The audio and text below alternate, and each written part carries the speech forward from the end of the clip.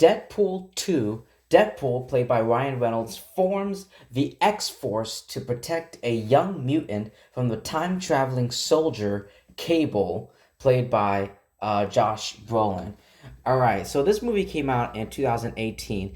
Like 2018, I remember I said to myself, I still remember, I said to myself, 2018 is the year for Josh Brolin because he played Thanos in he did the motion capture. He portrayed Thanos in Avengers Infinity War. He played Cable here in Deadpool 2.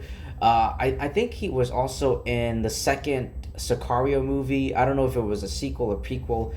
But anyway, yeah, it was a huge 2018 was the year for I felt like it was the year for Josh Brolin. But anyway, with Deadpool and Wolverine, coming into the MCU in just in a few weeks, part of Phase 5, I was scrolling through all of my reviews, my X-Men and Mutant reviews. I reviewed everything, I reviewed all the X-Men movies except I'm missing just one, and that is Deadpool 2. I reviewed and go check it out. Go check it out. I'm here on my YouTube channel. My review for the first Deadpool movie. Yeah, I was like, oh, I'm just missing one, Deadpool 2. I didn't not review Deadpool 2, so let's go ahead and review it. I did yesterday. Or actually last night, I rewatched the film. I rewatched the movie to like refresh my memory because it has been a while since I've seen it. So here's how this review video is going to go. Here's how I'm going to break it down. I'm going to go into the positives, and then this movie isn't perfect. I wish it was, but there are a couple things I did not like about this film, and we'll get into it, anyway, that's pretty much it. Let's get into it. So anyway, just like the first movie, there are some excellent and outlandish humor with very crude jokes that take direct jabs at other modern superheroes like Wolverine, Batman, and Green Lantern. Ryan Reynolds, returning performance as Deadpool is fantastic as usual. This time, Deadpool has more character and conflict while still keeping his irresponsibility and fourth wall breaking sense of humor. It has more heart than the first, which makes it even more faithful to the source material. The action scenes are very kinetic and fluid. Swords, fists, and superpowers pack a punch with every hit. Fantastic special effects, for example, Cable and the fully CGI Colossus. Like the CGI on Colossus looks really clean and polished. And also the same with Juggernaut too. I don't know what effects or what what they did with Juggernaut, but he looked really great in this movie. Better than the garbage the MCU has been putting out recently. With CGI and quality. But anyway, the marketing of the film was amazing, fitting into Deadpool's character very well and playing a big prank on the viewers with Peter W. And speaking of the marketing, I just remembered, I remember the teaser for this movie when the marketing started and the teaser came out. What was Deadpool dressed up as? I remember he dressed up as, was it Bob Ross? He was dressed up as Bob Ross. I don't know I don't know the name. I think it was Bob Ross. He had the wig, he had the canvas, he had oh my god, it was, you guys know what I'm talking about. It was funny. And the captions, Betty White and Orange is the new black and Clockwork Orange or something like that. Oh my god, the names for each colors. Oh, it was just hilarious. That was just funny. Oh my god. It was fantastic. It was hilarious. I was laughing my ass off.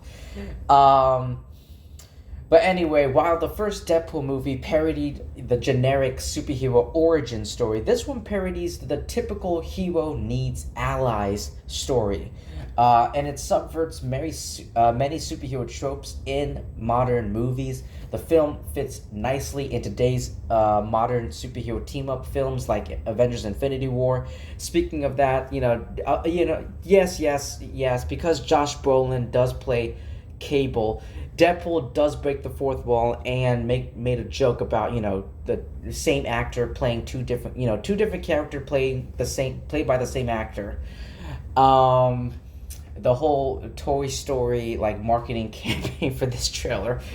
Um, anyway, with its very own X Force.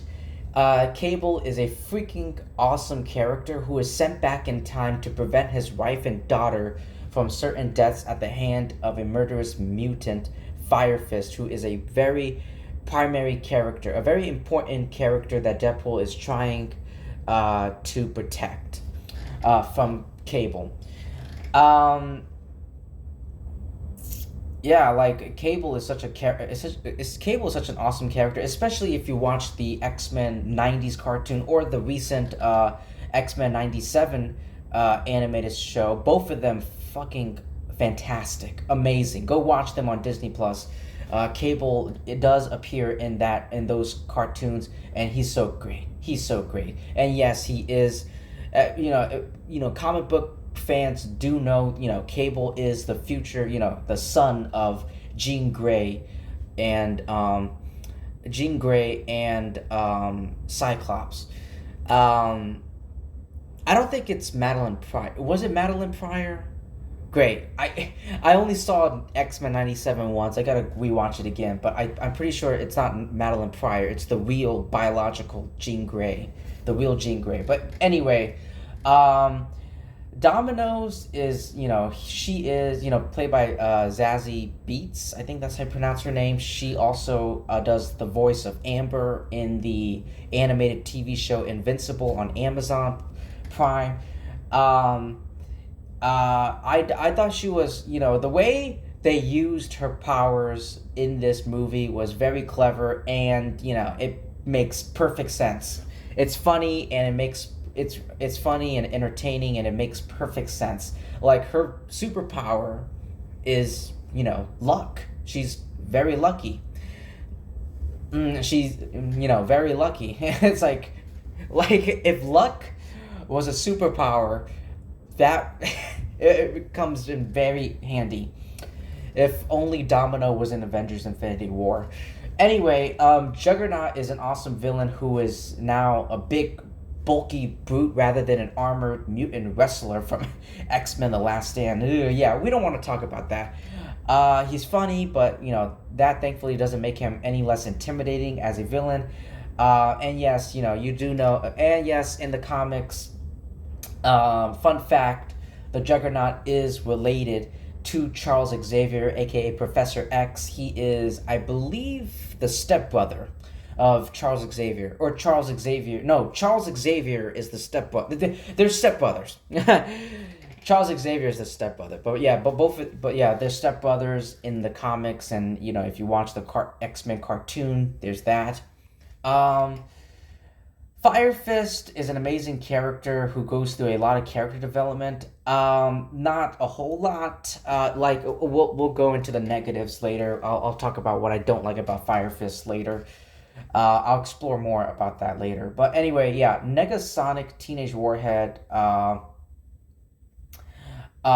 is just she's back, and she has a new haircut and a new love interest. A new love interest. She has a girlfriend now, Yukio. And I'm like, wait, Yukio? You mean that woman from the Wolverine, from the second Wolverine movie? No, it's a different. It's a different look and a different actress. But yeah, and this movie has one of the best and most hilarious post-credit scenes in any superhero movie of all time. He even kills off his ill-fated version from X-Men Origins Wolverine. Like, oh my god! Like Deadpool goes, he like the post-credit scene. Deadpool takes Cable's like time traveling technology. He goes back in time and he kills the disgusting, irredeemable version, whatever the fuck that was in X-Men Origins Wolverine. Like, oh my god. Like, oh my god. Like, he went back in time. I'm pretty sure that wasn't Hugh Jackman. They just used archive footage for from him. But and you know, his approval. But yeah, that was just, I was like, yes. Yes. Um there is like, I think in the director's cut or some director's cut or an unrated cut of the film, Deadpool does go back in time and he kills baby Hitler because, like, you know, babies are cute and adorable, but that baby is going to go up and become like one of the most controversial and like most hated man on the planet. But yeah. But yeah, and he also uh but yeah, Deadpool does kill Ryan Reynolds for working on Green Lantern. Like, Ryan Reynolds, he sits down, he got the script for Green Lantern. He has the script for Green Lantern in his hand, and he gets shot, and then Deadpool shoots him. And then he says, like, I think he says, "You're welcome, Canada," or something like that. I'm like, yes, yes. Oh my god. Amazing soundtrack that fits very well. I think the soundtrack is very well, and the music is played. The score is very good by Tyler Bates. But yeah, the soundtrack, and by soundtrack I mean like the songs, like the pop rock songs, all that. The way it was placed was in different scenes was very appropriate, and you know, it does work. Um, yeah.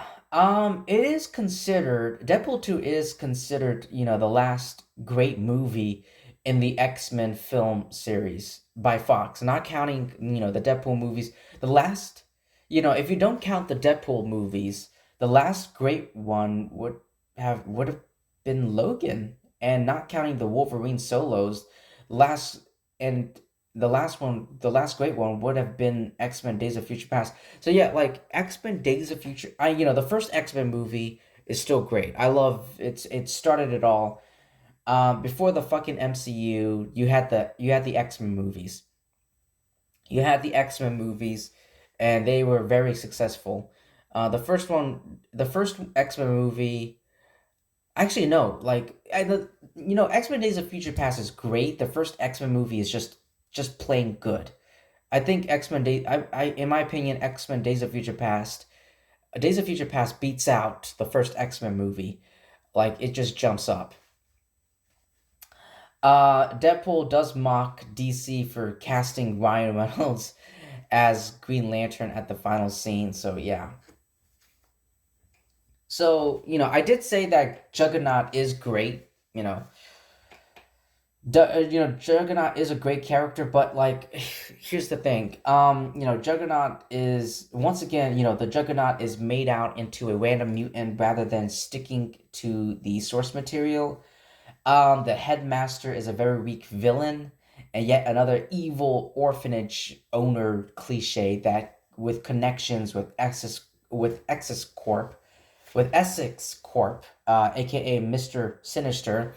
The character could be an offensive stereotype to you know, the headmaster could have been an offensive stereotype to religious people. It would rub some people off the wrong way. Um, you know, Negaton, you know, as much as I love Negasonic Teenage Warhead. But she has far less screen time here than the first film. And yeah, the pop culture references and the jokes and the sarcasm, you know, are kind of overused. They feel, you know, yes, okay, I will give you that. They do come out as like recycled, you know, recycled humor. There is a plot hole, like a very serious plot hole in this film. Like, how the hell did Cable even kidnap Weasel for? You know, on you know this, you know, the plot hole. Like, why? How? Like, not why. How Cable even kidnapped Weasel for? Like, answer me that. watch the movie again and again and try to find, yeah, it's a plot hole. And while this film is good, the story feels somewhat weaker than the first film. If you think about it, Yukio isn't like her comic book counterpart of or her Wolverine counterpart, but that's just a little nit. But that's just like a very tiny inch like nitpick. It really did not bother me at all. But yeah, but for some people, yeah, they did notice that. They did notice that when she was announced to be in this film.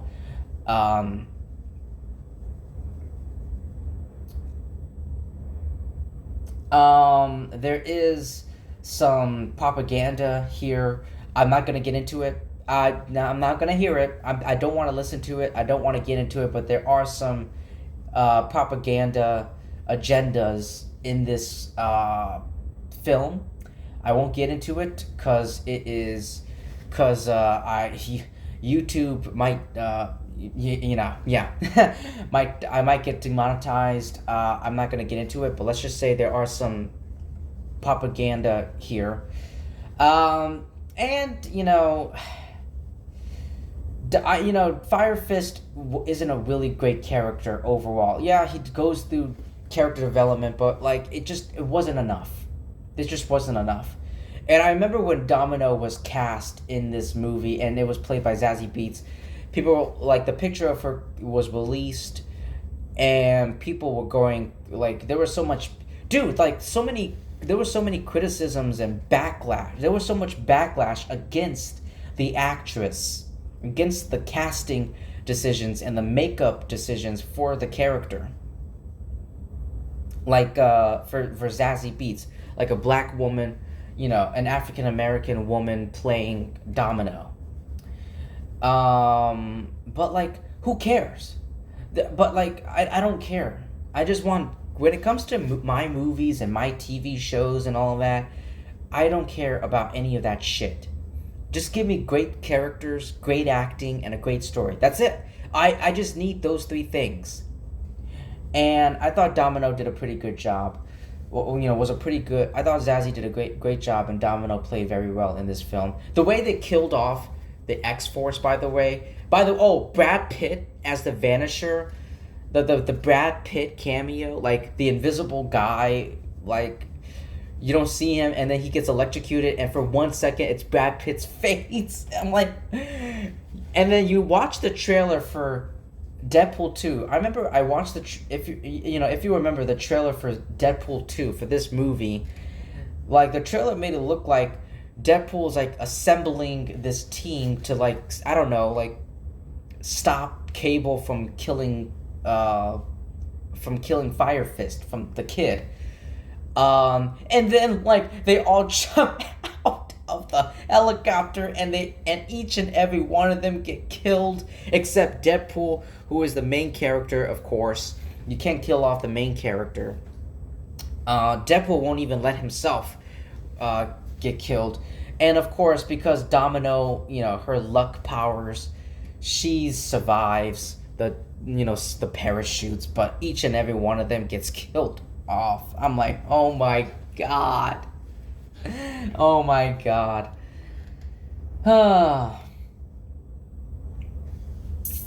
Jesus. Jesus. But anyway, yeah, that's it. That's all I have to say for Deadpool 2. I really, like I said, I think this movie, it's entertaining. I think maybe it might be better than the first one, but the first one was pretty simple and easy. It was pretty simple and easy. The humor's great. The cast, the performances, the acting was great. The story was a little bit weaker than the first one. Like I said, the story for the first one, the script was pretty simple and basic and easy to understand. And the action sequences in this film were hilarious and bloody and brutal. Yeah. But yeah, the tone, the tone, the script, and like the jokes felt very weak and recycled and all that. But yeah. But anyway, other than that, that's it. That's all I have to say for Deadpool 2. Cannot wait. Cannot wait for Deadpool and Wolverine. Just a few weeks. We just got like, let me pull up my calendar.